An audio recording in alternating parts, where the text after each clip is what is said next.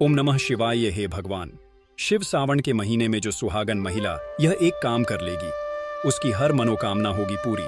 और यदि कोई कन्या यह काम करेगी तो उसको मनचाहा वर मिलेगा।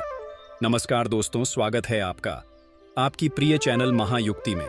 हे भगवान शिव, यदि सावन सोमवार में आपके इस भक्त से कोई भूल हो जाए तो क्षमा करना, हम सब आपकी ही संतान हैं।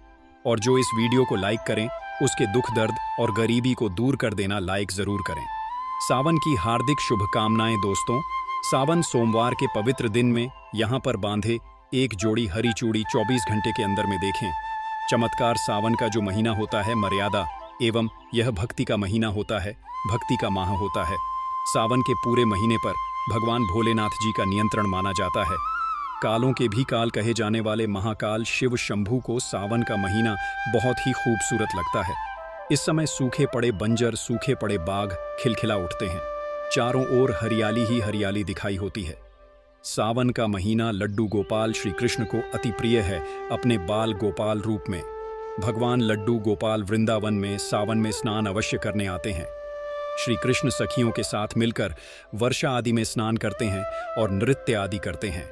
दोस्तों, ऐसा माना जाता है कि सावन के पूरे महीने भर भगवान भोलेनाथ जी की पूजा पाठ करने से वह शीघ्र ही प्रसन्न होते हैं। सावन का पूरा महीना भगवान भोलेनाथ का प्रिय महीना है। इसकी अनेक पौराणिक कथाएं एवं धार्मिक मान्यताएं भी हैं। दोस्तों, जनसाधारण लोग किसी और महीने में संयम नियम का पालन करें या ना करें, लेकिन सावन के महीने में संयम एवं नियम का पालन जरूर करते हैं। सावन में जो लोग व्रत आदि करते हैं तो उन्हें पूरे महीने भर लहसुन प्याज तथा किसी का झूठा भोजन भी नहीं करना चाहिए, क्योंकि इस समय व्रतधारी भगवान शिव की शरण में होता है। तो आप कोई भी ऐसा पाप ना करें जिससे भगवान शिव क्रोधित हो जाएं। तो आज की जो वीडियो है बहुत ही सुंदर है, ज्ञानवर्धक जानकारी है। इस वीडियो को अपने फायदे के लिए जरूर पूरा देखना है, क्योंकि अधूरा ज्ञान हमेशा अधूरा फल ही देगा और भगवान शिव का अपमान भी माना जाएगा। इसलिए सावन के शुभ अवसर पर वीडियो को अंत तक जरूर देखें और कमेंट में अपनी राशि जरूर डाल दीजिएगा। यदि हमारे पास कोई उपाय होगा तो वह आकर हम आपके कमेंट के रिप्लाई में जरूर बताएंगे। सावन के महीने की विशेष महत्व कुछ इस प्रकार से है। दोस्तों, सावन के महीने में ही समुद्र मंथन हुआ था। सावन के महीने में ही माता लक्ष्मी उत्पन्न हुई थी और माता लक्ष्मी को धन की देवी का दर्जा सावन के महीने में ही प्राप्त हुआ था। सावन के महीने में ही भगवान भोलेनाथ भूलोक पर आ जाते हैं और भूलोक पर जिनके घर पर यथावत शिवलिंग रखा हुआ होता है तो उनके घर में भगवान आशंक रूप में जरूर आते हैं। दोस्तों, इस माह में भगवान विष्णु योग निद्रा में चले जाते हैं तो सृष्टि का जो भार होता है वह भगवान भोलेनाथ संभालते हैं। तो आज की जो वीडियो का विषय है बहुत ही सुंदर है कि इस वृक्ष पर बांधे दो जोड़ा हरी चूड़ी, आपकी हर इच्छा शीघ्र ही पूर्ण होगी। और इस वृक्ष पर सावन में अगर हरी चूड़ी बांधते हैं तो आपकी सभी मनोकामना शीघ्र ही पूर्ण होगी ही होगी और आपका आने वाला समय भी सुगमता पूर्वक से गुजरेगा। और कैसी भी आपके जीवन में जो परेशानी चल रही हो वह परेशानी भी समाप्त हो जाएगी। अच्छी चूड़ी सभी समुदाय के लोग पहनते हैं। हिंदू, मुस्लिम, सिख, ईसाई सभी लोग अपने हाथों में चूड़ियां अवश्य धारण करते हैं। कोई इसे बैंगल्स बोलता है तो कोई इसे करें तो कोई इसे चूड़ी आदि बोलता है, लेकिन चूड़ी का महत्व सर्वप्रिय है। देवी देवताओं को अति आकर्षित करने वाली चूड़ियां मानी जाती हैं, खासकर माता रानी जो महिला चूड़ी पहनकर। दोस्तों, अगर आप भी भोलेनाथ के सच्चे भक्त हैं तो कमेंट बॉक्स में ओम नमः शिवाय जरूर लिखना। और अगर आप भोलेनाथ से प्यार करते हैं तो एक लाइक जरूर करेंगे। दोस्तों, भगवान भोलेनाथ जी को यह 3 वृक्ष अत्यंत प्रिय है और इस वृक्ष की पूजा करने से शिव पूजा करने का ही फल प्राप्त होता है। दोस्तों, इस वृक्ष के बारे में शास्त्रों में यह भी कहा जाता है कि मनुष्य जाति के जन्म कल्याण के लिए स्वयं भगवान भोलेनाथ एवं माता पार्वती इन वृक्षों के रूप में भूलोक पर अवतरित हुए थे, अर्थात भूलोक पर जन्म लिया था। तो आइए इस वीडियो में जानते हैं सावन में हरी चूड़ी का महत्व। दोस्तों, हरा रंग सौभाग्य एवं उल्लास का प्रतीक माना जाता है, जो मन को शीघ्र ही आनंदित करता है। हरा रंग प्रकृति का वह स्वरूप है। हरा रंग प्रकृति का स्वरूप माना जाता है और माता पार्वती भी प्रकृति है एवं भोलेनाथ को पुरुष माना जाता है। दोस्तों, हरे रंग का उदाहरण कुछ इस प्रकार से है, जैसे सावन में भगवान शिव जी को चढ़ाए जाने वाले बेलपत्र, धतूरा, भांग एवं दूब हरे रंग की होती है। दोस्तों, प्रकृति निर्माण करने वाले भगवान भोलेनाथ हरे रंग से अति शीघ्र ही प्रसन्न होते हैं। सावन में जो महिला हरे रंग की चूड़ी पहनती है, हरे वस्त्र धारण करती है, उन्हें अखंड सौभाग्य की प्राप्ति होती है। दोस्तों, इसलिए कहा जाता है, जितनी भी माताएं बहनें हैं, उन्हें पूरे सावन के महीने में हरे रंग की चूड़ी जरूर पहननी चाहिए, हरे वस्त्र जरूर धारण करने चाहिए। सावन के महीने में जो माताएं बहनें भगवान भोलेनाथ की पूजा करती हैं, शिव पूजा करती है, ऐसी माता बहनों को हरे रंग के वस्त्र धारण करने चाहिए और भूलकर भी सावन के महीने में नीले और काले वस्त्र किसी भी महिला को कदापि नहीं पहनने चाहिए। ऐसा माना जाता है कि इस रंग के कपड़े पहनने से महिला के पति पर कष्ट आते हैं और उनकी आयु कम हो जाती है। तो दोस्तों, इस वृक्ष पर किसी भी सावन सोमवार के दिन या सावन में किसी भी समय जरूर बांधे हरी चूड़ी। दुर्भाग्य आपका सौभाग्य में बदल जाएगा। कैसी भी आपके ऊपर परेशानी हो, गरीबी हो, कष्ट हो, कर्ज हो, तकलीफ हो, जीवन में जो परेशानी हो, वह सारी समस्याएं समाप्त हो जाएंगी। दोस्तों, केवल एक ही सोमवार के दिन अगर आप यह उपाय करते हैं, हरी चूड़ी इस वृक्ष पर बांधते हैं, तो आपके जन्म जन्मांतर की गरीबी भी मिट जाती है और शीघ्र ही आपके एक ही सोमवार के दिन यह उपाय करने से मनोकामना पूर्ण होगी। तो दोस्तों, वह वृक्ष कौन से हैं, आइए जानते हैं। प्रथम वृक्ष है शमी का वृक्ष। शमी के वृक्ष के बारे में ध्यान से सुनिएगा। तो शमी का वृक्ष माता पार्वती का एवं भगवान भोलेनाथ जी का मिश्रित स्वरूप कहा जाता है। इसलिए दोस्तों, शमी के वृक्ष को उमाश्वर वृक्ष भी कहा जाता है। पूरे सावन भर शमी के वृक्ष पर माता पार्वती एवं भगवान भोलेनाथ जी का वास माना जाता है। सावन के महीने में गोधूली बेला पर प्रदोष काल के समय, अर्थात दोस्तों जब ना ही दिन हो और ना ही रात, अर्थात संध्या काल के समय, तो इस वृक्ष को संध्या काल के समय में, गोधूली बेला में या फिर प्रदोष समय में इस वृक्ष को छूने से पाप, दोष, कष्ट एवं परेशानी केवल सावन के महीने में छूने मात्र से समाप्त हो जाती है। दोस्तों, सावन के पवित्र महीने में अगर शमी वृक्ष की जड़ पर कच्चा दूध डाला जाए तो भगवान शिव शीघ्र ही प्रसन्न होते हैं एवं माता पार्वती का ढेर सारा आशीर्वाद प्राप्त होता है। दोस्तों, शमी के वृक्ष का महत्व कुछ इस प्रकार से है। भगवान राम रावण पर आक्रमण करने के पूर्व भगवान राम ने शमी वृक्ष की पूजा की थी और पांडवों ने अपने दिव्य हथियार भी शमी के वृक्ष के नीचे में दबाए थे। शमी का वृक्ष जिस घर में लगा होता है, उस घर का कल्याण हो जाता है और उस घर में सभी प्रकार के भौतिक सुख वास माना जाता है। तो दोस्तों, सावन के किसी भी सोमवार के दिन शमी वृक्ष पर उमा महेश्वर का ध्यान करते हुए 2 जोड़ी हरी चूड़ी एवं हरे रंग का रिबन जरूर बांधना चाहिए, या फिर हरे कलर का जो भी आपको श्रृंगार आदि मिल जाए वह आपको जरूर बांधना चाहिए, जैसे कि हरे रंग की मेहंदी, हरे रंग की बिंदी आदि या हरी चूड़ियां जरूर बांधनी चाहिए। दोस्तों, कैसी भी आपकी मनोकामना हो वह एक ही बार में पूर्ण हो जाएगी, क्योंकि इस खास समय पर यानी सावन के समय में भगवान शिव खास तौर पर वास करने आते हैं धरती पर और शमी के वृक्ष में स्थायी रूप से वास करते हैं। शमी का वृक्ष छूने मात्र से आपकी मनोकामना शीघ्र ही पूर्ण हो जाएगी। पूरे सावन भर अगर शमी के पत्ते भोलेनाथ जी को उनकी पूजा में चढ़ाते हैं तो इससे अष्टलक्ष्मी आपके घर में वास करती है। आपके घर में कैसी भी गरीबी हो, दरिद्रता हो, दुख हो, परेशानी हो, गरीबी हो, बीमारी हो, सब समाप्त हो जाती है और पूर्ण रूप से आपके घर में भौतिक सुख आकर के निवास करने लगते हैं। दोस्तों, दूसरा वृक्ष है धतूरे का वृक्ष।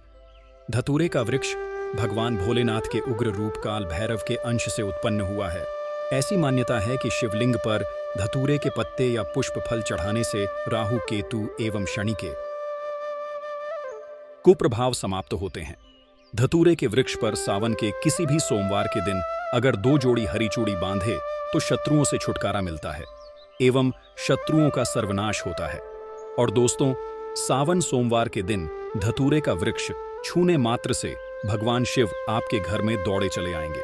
दोस्तों, अगर सावन के किसी भी शनिवार के दिन धतूरे के वृक्ष पर बाबा काल भैरव का ध्यान करते हुए हरी चूड़ी अगर बांधी जाए तो घर से भूत प्रेत बाधाएं सब नष्ट हो जाती हैं, भस्म हो जाती है एवं छोटे से धतूरे की जड़ अगर घर के किसी भी कोने में छुपा दी जाए या घर में जमीन में गाड़ दी जाए तो भूत प्रेत इत्यादि का वास घर में कभी नहीं होता है। घर से सभी बाधाएं शिव के वास होने से भाग जाती हैं। दोस्तों, जो तीसरा वृक्ष है वो है बेल का वृक्ष। अगर भगवान शिव को बेलपत्र न चढ़ाया जाए तो सावन का व्रत अधूरा माना जाता है और बिना पत्र चढ़ाए ही शिवलिंग पर जल भी व्यर्थ हो जाता है। इसलिए जब भी आप भगवान शिव पर बेलपत्र चढ़ाएं तो 5 बेलपत्रों पर उसके ऊपर में श्री राम अवश्य लिखें। इससे भगवान शिव जल्दी और अत्यंत प्रसन्न हो जाते हैं। दोस्तों, सावन में बेल वृक्ष छूने से कई तीर्थों का लाभ मिलता है। सावन में इस वृक्ष को क्यों छूना जरूरी है, आइए जानते हैं बेल वृक्ष की महिमा को। बेल का वृक्ष मैं आप लोगों को कई बार कई कथा में बता चुका हूं कि यह जो बेल का वृक्ष है माता पार्वती के स्वरूप कहा गया है। तो यह वृक्ष माता पार्वती के पसीने से उत्पन्न हुआ है। स्कंद पुराण में बहुत ही स्पष्ट तरीके से बताया गया है। इसके पत्ते में शिव और डाली में पार्वती, जड़ में ब्रह्मा एवं तन में विष्णु जी स्वयं रहते हैं। संध्या काल में ऐसा माना जाता है कि शिव मंदिर के समीप में जो बेल के वृक्ष है, इसके नीचे में अगर कोई भी व्यक्ति सावन में शाम के समय, वैसे तो इसे डेली जलाना चाहिए, लेकिन अगर सावन के पावन दिनों में शाम के समय अगर भगवान शंकर जी का कोई भी शिव मंदिर है तो उसके किनारे में जो कोई बेल का वृक्ष हो, वहां पर बिल्कुल आप एक घी का दीपक जला दीजिए। इसे बहुत ही उत्तम कहा गया है। वैसे अगर आप घी का दीपक जलाते हैं तो आपको धन गुण एवं परम शिव भक्त की प्राप्ति होती है। दोस्तों, इस वृक्ष को छूने से पाप तत्काल नष्ट हो जाते हैं। कैसा भी आपके जीवन में पाप हो, दूर हो जाता है। तो आपको करना क्या है? देखिए, जो बेल का वृक्ष है इसे बहुत ही उत्तम कहा गया है। माता लक्ष्मी को भी बेल के वृक्ष का अवतार लेना पड़ा था। एक कथा के अनुसार, इसके बारे में मैं एक कथा भी बता दूंगा कि क्यों माता लक्ष्मी को बेल के रूप में बेल के वृक्ष में अवतरित होना पड़ा था। मैं इसके बारे में भी एक कथा भी आपको बता दूंगा। तो आपको सावन के पवित्र दिनों में बेल के वृक्ष के नीचे हो सके तो घी का दीपक जरूर जलाइएगा। घी का दीपक बहुत ही उत्तम कहा गया है। अन्य वृक्षों को जैसे आपने मक्खन चढ़ाया, बताशे का भोग लगाया, बेल के वृक्ष को माता पार्वती तथा भगवान शंकर का स्वरूप ही कहेंगे। बेल के वृक्ष की जो जड़ होती है, इसके जो मूल भाग होते हैं, इसमें समस्त तीर्थ आकर के निवास करते हैं। इसीलिए सावन के महीने में कहा जाता है, जो लोग अगर तीर्थ धाम नहीं जा सकते, तीर्थों के दर्शन नहीं कर पाते, तो ऐसे व्यक्ति बेल वृक्ष के नीचे में 1 महीने तक घी का दीपक जला लेते हैं तो संपूर्ण जितने भी तीर्थ होते हैं, इसके घूमने का बराबर पुण्य की प्राप्ति होती है। मैं इसलिए सारी जानकारी, गुप्त रहस्य जानकारी बताता हूं, जिससे आप सभी दर्शकों को कल्याण हो, आध्यात्मिक उन्नति। दर्शकों की सभी को धन की जरूरत नहीं होती, किसी को पुण्य की प्राप्ति की जरूरत होती है। कोई आध्यात्मिक उन्नति करना चाहते हैं, इसीलिए इस प्रकार के छोटे छोटे गुण भरे रहस्य जानकारी वीडियो में बता देता हूं। दोस्तों, अब करना क्या है? सावन के शुभ मंगल दिनों में इस वृक्ष को छूना है। माता पार्वती से प्रार्थना लगानी है कि हे माता पार्वती, आप ही शक्ति स्वरूपा हैं, लक्ष्मी है, धन की देवी है, आप ही संसार को चलाने वाली देवी है। इस प्रकार से प्रार्थना करते हुए इस वृक्ष को छूना है और बोलना है, मेरी गरीबी मिटाए माता, मेरी निर्धनता को मिटाए, मेरे जीवन में चल रही परेशानियां, सारी परेशानियों को दूर करें। इस प्रकार प्रार्थना करते हुए आपको एक कपूर और एक लौंग को भी जला देना है और एक काम जरूर करना है। जलाने के बाद इस वृक्ष को आपको बोलना है कि मैं भोग स्वरूप आपको धतूरे के पत्ते एवं धतूरे के फल समर्पित कर रहा हूं। आप स्वीकार करें दोस्तों, इस वृक्ष की जड़ के नीचे में भी आपको धतूरे के फल एवं पुष्प को, पुष्प है तो पुष्प भी रख सकते हैं, फिर पत्ते रख दीजिए। और अब वृक्ष आपको छूना है प्रार्थना करते हुए कि हमारी गरीबी मिटाए, हमारी निर्धनता मिटाए। बिल्कुल ही आपके जीवन में कभी गरीबी नहीं आएगी।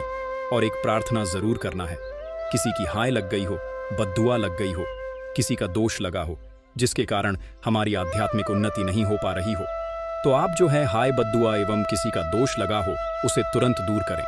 शनि राहु केतु का अगर दुष्ट प्रभाव लग रहा हो, नवग्रहों में से कोई नवग्रह हमें पीड़ित कर रहा हो, या फिर किसी भी हमारे पूर्वजों द्वारा किसी भी प्रकार का हमें पितृदोष लगा हो, क्योंकि पितृदोष लगने के कारण व्यक्ति की आत्मिक उन्नति भी नहीं हो पाती, तो आप बोलना कि समस्त प्रकार के दोषों को आप दूर करें, अपने अंदर में खींच लीजिए और आप हमें दोष मुक्त कर दीजिए। तो इस प्रकार से आपको यह प्रार्थना करनी है। और एक काम आपको जरूर करना चाहिए, आपको सावन के समय धर्मशास्त्रों में कहा गया है, बहुत सारे लोग भी बताते हैं, हमारे गुरुजी भी कहा करते थे, सावन के दिन अगर बेल के वृक्ष की जड़ में मिश्रित युक्त मिश्री, जो मिश्री आती है खड़ी खड़ी, आप सभी दर्शकों को जरूर पता होगी, शक्कर टाइप की होती है, तो आपको मिश्री डाला हुआ दूध अगर आप इनकी जड़ में डालते हैं तो ऐसा कहा गया है कि ऐसा व्यक्ति कभी निर्धन नहीं होता। ऐसे व्यक्ति के जीवन से किसी भी प्रकार से अगर लक्ष्मी रुष्ट हो चुकी हो, ऐसे व्यक्ति पर मां लक्ष्मी भी प्रसन्न होती है। ऐसे व्यक्ति के जीवन में धन का अभाव नहीं होता। ऐसे व्यक्ति फिर निरोग रहते हैं, निरोग काया प्राप्त होती है। आप चाहते हैं तो यही क्रिया नियम के वृक्ष पर भी कर सकते हैं। नियम के वृक्ष पर माता लक्ष्मी निवास करती है, समस्त दैय शक्ति निवास करती है। नियम के वृक्ष में अगर आप सावन के शुभ मंगल दिनों में आपको एक गिलास या फिर एक लोटे सामर्थ्य के अनुसार तांबे के लोटे में आपको दूध डाल के इनके अंदर अभिषेक करना चाहिए। इनकी जड़ में डालना चाहिए, लेकिन आपको मीठा दूध ही इनकी जड़ में डालना है और गरीबी मिटाने की प्रार्थना करनी है। या फिर जिन लोगों पर कर्जे का भार है वह लोग बोल सकते हैं कि हमारे कर्जे का भार दूर हो, या फिर जीवन में जो किसी भी प्रकार की जो परेशानी है वह परेशानी भी बोल देना। वो परेशानी तत्काल यह वृक्ष समाप्त करते हैं और आपको इसे छू करके आ जाना है। दोस्तों, सावन में आप इन वृक्षों को जरूर छुएं, आपका कायाकल्प हो जाएगा। भगवान शिव आपके ऊपर मेहरबान हो जाएंगे, आपकी भक्ति की कामना आराधना पूर्ण हो जाएगी। तो अगर आप महादेव की कृपा प्राप्त करना चाहते हैं और उन्हें अपने घर पर बुलाना चाहते हैं तो कमेंट बॉक्स में लिखें, भगवान शिव आपका स्वागत है हमारे घर में, हर हर महादेव, ओम नमः शिवाय। एक लाइक जरूर करें। संगीत सावन का पवित्र महीना, जब धरती पर हर दिशा से हर हर महादेव की गूंज सुनाई देती है, वह समय जब स्वयं भोलेनाथ अपने भक्तों के सबसे निकट होते हैं, उस सावन के किसी भी सोमवार को अगर आप शिवलिंग पर एक चुपचाप किनारे रखी हुई चीज को उठाकर अपने घर ले आते हैं और उसका एक खास तरीका अपनाते हैं, तो आप न केवल दुर्भाग्य को दूर कर सकते हैं बल्कि करोड़पति भी बन सकते हैं। यह कोई काल्पनिक कथा नहीं, बल्कि अनेक साधकों द्वारा प्रमाणित अनुभूत प्रयोग है, जो महायुक्ति टीवी के माध्यम से अब आपके सामने प्रकट हो रहा है। सावन में सोमवार के दिन जब शिव भक्त व्रत रखते हैं, मंदिरों में बेलपत्र, जल, दूध, शहद और भांग चढ़ाते हैं, उन दिनों मंदिर में शिवलिंग के पास अक्सर कुछ चीजें भक्तों द्वारा अर्पित की जाती हैं, जो विशेष रूप से प्रसाद नहीं होती, लेकिन उनका संपर्क सीधे शिवलिंग से होता है। ऐसे में यदि आप सावन के किसी सोमवार को प्रातः ब्रह्म मुहूर्त में स्नान करके स्वच्छ वस्त्र धारण कर शिव मंदिर जाएं और वहां शिवलिंग के पास से चुपचाप कोई भी ऐसी वस्तु उठाएं जो वहां स्वतः रखी गई हो, जैसे बेलपत्र, फूल, चावल, काले तिल या पंचामृत से सिक्त मिट्टी का कण, और उस वस्तु को लेकर घर लाकर अपने पूजा स्थान पर रखें, तो यह वस्तु स्वयं भगवान शिव का आशीर्वाद बन जाती है। और यदि उसी वस्तु को एक लाल वस्त्र में बांधकर अपने धन रखने के स्थान जैसे तिजोरी या गल्ले में रखें, तो बहुत ही शीघ्र आपकी आर्थिक स्थिति बदलने लगती है। विशेषकर यदि आपने यह प्रयोग 3 सावन सोमवार तक लगातार किया हो, तो आपके जीवन में लक्ष्मी जी का आगमन अवश्य होता है। और जो व्यक्ति यह उपाय श्रद्धा से करता है, वह एक नहीं कई स्रोतों से आय प्राप्त करने लगता है। लेकिन ध्यान रखें कि यह प्रयोग पूर्ण निष्ठा, पवित्रता और मौन भाव से करना होता है, ना किसी को बताना है और ना ही दिखाना है। और अब बात करते हैं कि शिवलिंग पर क्या चढ़ाना चाहिए और क्या नहीं। तो सर्वप्रथम समझिए कि भगवान शिव को जल, दूध, बेलपत्र, भांग, धतूरा, शहद, सफेद चंदन, सफेद फूल, आंख का फूल, पंचामृत इत्यादि अत्यंत प्रिय हैं। माना जाता है उसमें 3 पत्तियां अवश्य होनी चाहिए के समान, और वह टूटी हुई नहीं होनी चाहिए। बेलपत्र चढ़ाते समय उसका ऊपरी भाग, नुकीला हिस्सा शिवलिंग की ओर होना चाहिए। वहीं दूसरी ओर शिवलिंग पर तुलसी के पत्ते कभी नहीं चढ़ाना चाहिए, क्योंकि यह श्री हरि विष्णु को समर्पित माने जाते हैं और शिव पुराण में इसका निषेध किया गया है। इसके अलावा हल्दी, केसर, शंख का जल, नारियल जल और कभी भी फूल जो मुरझाए हों, टूटे हों या किसी और पूजा से बचे हुए हों, उन्हें भी शिवलिंग पर चढ़ाना वर्जित है। खासकर तामसी वस्तुएं जैसे मांस, मदिरा या प्याज, लहसुन से बनी चीजें शिवलिंग के पास भी नहीं जानी चाहिए। अगर ऐसा कोई व्यक्ति करता है तो वह शिव का रुष्ट स्वरूप भैरव का क्रोध झेल सकता है। अतः सावधानी और श्रद्धा दोनों ही आवश्यक हैं। और जब भी शिवलिंग पर अर्पण करें तो एयूएम नमः शिवाय या महामृत्युंजय मंत्र का जाप करते हुए करें। और सोमवार के दिन कच्चा दूध अभिषेक के लिए प्रयोग करें, लेकिन वह उबला हुआ नहीं होना चाहिए और उसमें कोई खटास या मिलावट नहीं होनी चाहिए। वहीं अभिषेक के लिए जल भी गंगा जल या कुएं का शुद्ध जल होना चाहिए। इस दिन शिवलिंग को स्पर्श करते समय अपने मन को पवित्र रखें, क्योंकि कहा गया है कि शिव तो भाव के भूखे हैं, धन या वस्त्र से नहीं बल्कि आपके समर्पण से प्रसन्न होते हैं। इसीलिए यदि आप इस सावन सोमवार को नियम पूर्वक व्रत रखें, ब्रह्म मुहूर्त में उठकर शिवलिंग का अभिषेक करें और उपरोक्त बताए अनुसार शिवलिंग से जुड़ी कोई वस्तु लेकर उसे अपने घर के धन स्थान पर स्थापित करें, तो समझ लीजिए आपके जीवन का भाग्य बदलना निश्चित है। यह कोई तंत्र मंत्र नहीं, बल्कि शिव तत्व की कृपा है जो उनके संपर्क में आई वस्तु से प्रकट होती है। और महायुक्ति टीवी पर ऐसे चमत्कारी और दुर्लभ प्रयोग आपके लिए आगे भी लाते रहेंगे। बस इस वीडियो को अंत तक देखिए, इसे शेयर कीजिए और चैनल को सब्सक्राइब कीजिए ताकि शिव जी की यह कृपा सब तक पहुंचे। क्योंकि सावन केवल व्रत का समय नहीं, यह शिव से एकाकार होने का काल है। इस काल में जो भक्त प्रयास करता है वह कभी असफल नहीं होता।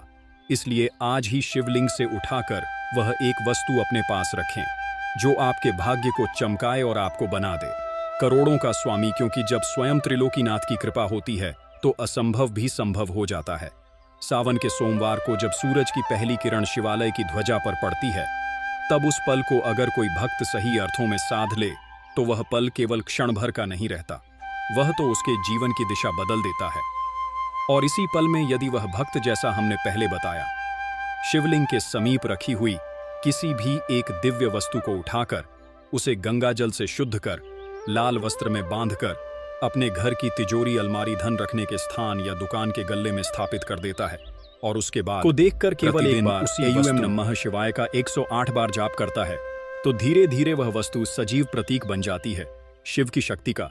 और उसकी ऊर्जा से वह घर आकर्षण का केंद्र बन जाता है, धन, सौभाग्य और समृद्धि के लिए। इतना ही नहीं, जिन लोगों का व्यापार नहीं चल रहा, नौकरी में प्रमोशन नहीं मिल रही या पैसा टिकता नहीं, वे जब इसी प्रयोग को करते हैं तो जैसे बंधी हुई किस्मत की गांठ अपने आप खुलने लगती है और चमत्कार इतने स्पष्ट होते हैं कि परिवारजन तक पूछने लगते हैं कि कौन सा शुभ कार्य किया तुमने।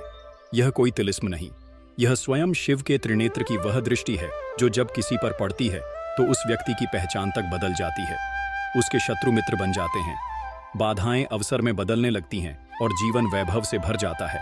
महायुक्ति टीवी पर हम आपको केवल उपाय नहीं बताते, हम आपको वह शक्ति प्रदान करते हैं जिससे आप हर उपाय को अपने जीवन में सत्य बना सकें। और यह शिवलिंग से जुड़ा प्रयोग कोई तात्कालिक लालच का रास्ता नहीं है, यह साधना है, एक गहन भावनात्मक, मानसिक और आत्मिक यात्रा है जिसमें आप स्वयं को शिव के समीप पाते हैं। और जैसे जैसे यह साधना गहराती है वैसे वैसे आपके घर में धन की वर्षा होने लगती है। ऐसे उदाहरण अनेकों हैं जहां किसी ने केवल 3 सोमवार यह प्रक्रिया की और चौथे सोमवार तक उसे न केवल रुका हुआ पैसा मिल गया, बल्कि उसे ऐसा अवसर मिला जिसकी उसने कभी कल्पना भी नहीं की थी। अब एक और रहस्य जानिए, यदि आप इस शिवलिंग से उठाई गई वस्तु के साथ साथ सोमवार को एक विशेष दीपक भी जलाएं जिसमें शुद्ध घी, थोड़ी सी कपूर और 2 लौंग हो, और दीपक को शिवलिंग के सामने अर्पण करने के बाद उसकी ज्वाला में अपने नाम का उच्चारण करके एवं शिवाय धन समृद्धिम देह दे नमः का 21 बार जाप करें, तो यह प्रयोग कई गुना अधिक प्रभावी हो जाता है। अब हम आपको सावन सोमवार की रात में सोने से पूर्व किया जाने वाला एक और धनवर्धक रहस्य उपाय बताते हैं। रात्रि में एक सफेद कपड़े में थोड़ी सी सफेद चावल, थोड़ी सी काली मिट्टी जो शिवलिंग के समीप की हो, और एक छोटा सा चांदी का सिक्का रखें और उसे तकिए के नीचे रखकर सोएं और प्रातः उसे शिवलिंग के चरणों में अर्पित करें। फिर देखिए अगले 21 दिनों में कैसे अद्भुत परिवर्तन होते हैं। क्योंकि जब आपकी आस्था निष्कलंक होती है और आप नियम से हर कार्य करते हैं तो ब्रह्मांड की सारी शक्तियां आपके सहयोग में उतर आती हैं। अब बात करते हैं उन विशेष 11 वस्तुओं की जो अगर आप सावन में शिवलिंग पर चढ़ाते हैं तो उसका प्रभाव कई जन्मों तक रहता है। 1 बेलपत्र 3 पत्तियों वाला, 2 आग का फूल, 3 कच्चा दूध, 4 काले तिल, 5 पंचामृत, 6 गंगा जल, 7वां भांग, 8वां सफेद चंदन, 9वां मिश्री, 10वां केसर मिश्रित जल। आप पूरे सावन में सोमवार को अर्पित करते हैं 11 और उसके बाद उसी सामग्री का एक अंश अपने पास रखते हैं तो वह एक अनोखा यंत्र बन जाता है, धन को खींचने वाला, सुख शांति को स्थायी करने वाला और दुर्भाग्य को भस्म करने वाला। परंतु सावधान, यदि आप अनजाने में भी शिवलिंग पर तुलसी, हल्दी, केसर, सिंदूर, नारियल पानी या टूटी फूटी सामग्री चढ़ाते हैं तो यह पुण्य नहीं पाप बन जाता है। इसलिए महायुक्ति टीवी के माध्यम से हम बार बार निवेदन करते हैं कि हर उपाय करें, लेकिन पूरी जानकारी और विधि के साथ करें। ताकि उसका फल आपको पूर्ण रूप से प्राप्त हो सके। और यदि आपने यह सब पूरी श्रद्धा और नियम से किया है तो वह दिन दूर नहीं जब शिव की कृपा से आप न केवल धनवान बल्कि यशस्वी, प्रसन्न और दिव्य जीवन जीने लगेंगे। और जो लोग अब तक संदेह करते थे वे भी आपके जीवन में आए इस परिवर्तन को देखकर हैरान रह जाएंगे। यही है शिव की असली महायक्ति, बिना शोर के, बिना दिखावे के, केवल भाव और नियम से किया गया कार्य जो पूरे ब्रह्मांड को झुका देता है। आपके चरण पूरा वीडियो देखने के लिए धन्यवाद दोस्तों। यदि आपको हमारी वीडियो पसंद आया हो तो कृपया महायुक्ति चैनल को सब्सक्राइब करें। महायुक्ति चैनल पर आपको विविध विषयों पर जानकारीपूर्ण वीडियो मिलेंगे। यदि आपको हमारा वीडियो पसंद आया हो तो कृपया हमारे महायुक्ति चैनल को सब्सक्राइब करें और वीडियो को लाइक करें।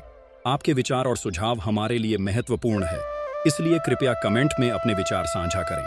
इस वीडियो को अपने दोस्तों और परिवार के साथ शेयर करें और हमें बताएं कि आपको आगे किस विषय पर वीडियो देखना पसंद आएगा। आपका समर्थन हमें आगे बढ़ने के लिए प्रेरित करता